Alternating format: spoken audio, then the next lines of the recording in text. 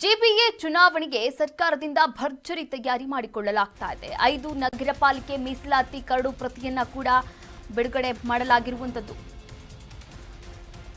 GBA ಚುನಾವಣೆಗೆ ಸರ್ಕಾರದಿಂದ ಭರ್ಜರಿ ತಯಾರಿ. 5 ನಗರ ಪಾಲಿಕೆ ಮೀಸಲಾತಿ ಕರಡು ಪ್ರತಿ ಬಿಡುಗಡೆ. ನಿನ್ನೆ ಕರಡು ಪ್ರತಿ ಬಿಡುಗಡೆ ಮಾಡಿರುವಂತಹ ಸರ್ಕಾರ ಮೀಸಲಾತಿ ಕರಡು ಪ್ರತಿ ಬಿಡುಗಡೆಯ ಆಗ್ತಾ ಇದ್ದಂತೆ ಕಿಡಿಕಾರ್ತಾ ಇರುವಂತದ್ದು. ಸರ್ಕಾರದ ವಿರುದ್ಧ ಎನ್ಆರ್ ರಮೇಶ್ ಅವರು ಆಕ್ರೋಶವನ್ನ ಹೊರಹಾಕಿದ್ದಾರೆ. ಬಿಜೆಪಿಯ ಮುಖಂಡ ಎನ್ಆರ್ ರಮೇಶ್ ಅಂತೂ ಇಂತೂ ಜಿಬಿಎ ಚುನಾವಣೆಗೆ ರಾಜ್ಯ ಸರ್ಕಾರ ಮೀಸಲಾತಿಯನ್ನ ಕೂಡ ಪ್ರಕಟಣೆ ಮಾಡಿರುವಂತದ್ದು. ಕಳೆದ 10 ವರ್ಷಗಳ ಹಿಂದೆ ಚುನಾವಣೆ ನಡೆದಿದ್ದಂತಹ ಬಿಬಿಎಂಪಿಯನ್ನ ರದ್ದುಗೊಳಿಸಿ ಇದೀಗ ಜಿಬಿಎ ರಚನೆ ಮಾಡಿದ್ರೂ ಕೂಡ ಇದುವರೆಗೂ ಚುನಾವಣೆ ನಡೆದಿರಲಿಲ್ಲ. ಹೀಗಾಗಿ 198 ವಾರ್ಡ್ಗಳಿದ್ದಂತಹ ಬಿಬಿಎಂಪಿಯನ್ನ ಗ್ರೇಟರ್ ಬೆಂಗಳೂರು ಪ್ರಾಧಿಕಾರವನ್ನಾಗಿ ರಚನೆ ಮಾಡಿರತಕ್ಕಂಥ ರಾಜ್ಯ ಸರ್ಕಾರ ಜಿಬಿಎ ಅಡಿಯಲ್ಲಿ 5 ನಗರ ಪಾಲಿಕೆಗಳನ್ನ ರಚನೆ ಮಾಡಿ ಅವುಗಳಿಗೆ ಪ್ರತ್ಯೇಕ ಆಯುಕ್ತರನ್ನ ಕೂಡ ನೇಮಕ ಮಾಡಲಾಗಿರುವಂತದ್ದು. ಇದೇ ವಿಚಾರವಾಗಿ ನಾವಿಲ್ಲಿ ಗಮನಿಸ್ತಾ ಹೋಗೋದಾದ್ರೆ ಈಗಾಗಲೇ ಸರ್ಕಾರ ಭರ್ಜರಿ ತಯಾರಿಯನ್ನ ಕೂಡ ಮಾಡ್ಕೊಳ್ತಾ ಇರುವಂತದ್ದು. ಜಿಬಿಎ ಚುನಾವಣೆಗೆ 5 ನಗರ ಪಾಲಿಕೆ ಮೀಸಲಾತಿಯ ಒಂದು ಕರಡು ಪ್ರತಿಯನ್ನ ಕೂಡ ಬಿಡುಗಡೆ ಮಾಡಿದೆ. ನೋಡಿ, 5 ನಗರ ಪಾಲಿಕೆಗಳಲ್ಲಿ 369 ವಾರ್ಡ್ಗಳನ್ನಾಗಿ ವಿಂಗಡಿಸಿ ಚುನಾವಣೆ ನಡೆಸಲು ಸಿದ್ಧತೆಯನ್ನ ಕೂಡ ಮಾಡಿಕೊಳ್ಳಲಾಗಿರುವಂತದ್ದು. ಇದಕ್ಕಾಗಿ 25ರಿಂದ 30 ಸಾವಿರ ಮತದಾರರನ್ನ ಒಳಗೊಂಡಂತಹ ಒಂದೊಂದು ವಾರ್ಡ್ಗಳನ್ನ ರಚನೆ ಮಾಡಿ ವಾರ್ಡ್ ಪುನರ್ವಿಂಗಡಣೆ ಕೂಡ ಮಾಡಲಾಗಿರುವಂತದ್ದು. ಕಾಂಗ್ರೆಸ್ ಸರ್ಕಾರ ಮೀಸಲಾತಿ ಪಟ್ಟಿಯನ್ನ ಸಿದ್ಧಪಡಿಸಿದೆ. ಕೆಪಿಸಿಸಿ ಕಚೇರಿಯಲ್ಲಿ ಪಟ್ಟಿಯನ್ನ ರೆಡಿ ಮಾಡಿದೆ. ಮೀಸಲಾತಿ ಪಟ್ಟಿ ತಯಾರಿಸಲು ಸಮಿತಿಯನ್ನ ರಚನೆ ಮಾಡಿಲ್ಲ. ಕಚೇರಿಯಲ್ಲಿ ತಮಗೆ ಇಷ್ಟ ಬಂದ ರೀತಿಯಲ್ಲಿ ಪಟ್ಟಿಯನ್ನ ರೆಡಿ ಮಾಡಿದ್ದಾರೆ ಅಂತ ಕಿಡಿಕಾರ್ತಾ ಇರುವಂತದ್ದು. ಬಿಜೆಪಿ ಗೆಲುವು ಸಾಧಿಸುವಂತಹ ವಾರ್ಡ್ಗಳಲ್ಲಿ ಮೀಸಲಾತಿಯನ್ನ ಕೊಡಲಾಗಿದೆ. ಬದಲಾವಣೆ ಮಾಡಿದ್ರೆ ನಾವು ಹೆದರಲ್ಲ ಅಂತ ರಮೇಶ್ ಅವರು ಇಲ್ಲಿ ಕಿಡಿಕಾರ್ತಾ ಇರುವಂತದ್ದು. ಪ್ರತಿ ವಾರ್ಡ್ನಲ್ಲೂ ಕೂಡ ನಮ್ಮ ಕಾರ್ಯಕರ್ತರು ಇದ್ದಾರೆ. 5 ಪಾಲಿಕೆಯಲ್ಲೂ ಬಿಜೆಪಿ ಮೇಯರ್ ಗದ್ದುಗೆ ಏರಲಿದೆ. ಇನ್ನು ಈ ಮೀಸಲಾತಿಯ ಸಂಬಂಧ ಕೋರ್ಟ್ಗೆ ಹೋಗ್ತೇವೆ ಅಂತ ರಮೇಶ್ ಅವರು ಹೇಳಿಕೆಯನ್ನ ಕೂಡ ನೀಡಿದ್ದಾರೆ. ಸರ್ಕಾರದ ವಿರುದ್ಧ ಎನ್ಆರ್ ರಮೇಶ್ ಆಕ್ರೋಶವನ್ನ ಹೊರಗಾಕಿರುವಂತದ್ದು ಇದೇ ವಿಚಾರವಾಗಿ. ನೋಡಿ, ಕಾಂಗ್ರೆಸ್ ಸರ್ಕಾರ ಮೀಸಲಾತಿ ಪಟ್ಟಿಯನ್ನ ಸಿದ್ಧಪಡಿಸಿದೆ. ಆದರೆ ಕೆಪಿಸಿಸಿ ಕಚೇರಿಯಲ್ಲಿ ಪಟ್ಟಿಯನ್ನ ರೆಡಿ ಮಾಡಿದೆ. ಮೀಸಲಾತಿ ಪಟ್ಟಿ ತಯಾರಿಸಲು ಸಮಿತಿಯನ್ನೇ ರಚನೆ ಮಾಡಿಲ್ಲ.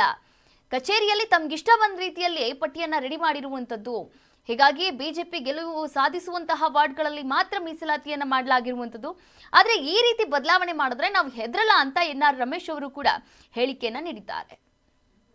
ಹಾಗೆ ಇಂದು ಆತರಾತರವಾಗಿ ಕೇವಲ 2-3 ದಿನಗಳಲ್ಲಿ ಕಾಂಗ್ರೆಸ್ ಪಕ್ಷ ತನ್ನ ಕೆಪಿಸಿಸಿ ಕಚೇರಿಯಲ್ಲಿ ಕುಳಿತುಕೊಂಡು ತಮ್ಮ ಕಾರ್ಯಕರ್ತರ ತಕ್ಕನಾಗೆ ಇವರು ಮೀಸಲಾತಿಯನ್ನ ನಿಗದಿ ಮಾಡಿರ್ತಕ್ಕಂಥದ್ದು ಅತ್ಯಂತ ಸ್ಪಷ್ಟವಾಗಿ ಗೋಚರಿಸ್ತದೆ. ಆಗ ಅವರು ಈ ಹಿಂದೆ ಬಿಬಿಎಂಪಿ 2015 ಮಾಡಿದಾಗ ಕೂಡ ಬಿಜೆಪಿ ಅವರು ಅವ್ರ ಕಚೇರಿ ಕುತ್ಕೊಂಡು ಮಾಡಿದ್ದಾರೆ ಅಂತ ಹೇಳಿ 2010 ಮಾಡಿದಾಗ ಆ ಥರ ಹೇಳ್ತಾ ಇದ್ರು. ಆದ್ರೆ ಅವ್ರು ಇವತ್ತು ಮಾಡಿರ್ತಕ್ಕಂಥದ್ದು ಅದೇ ಕಥೆನೆ.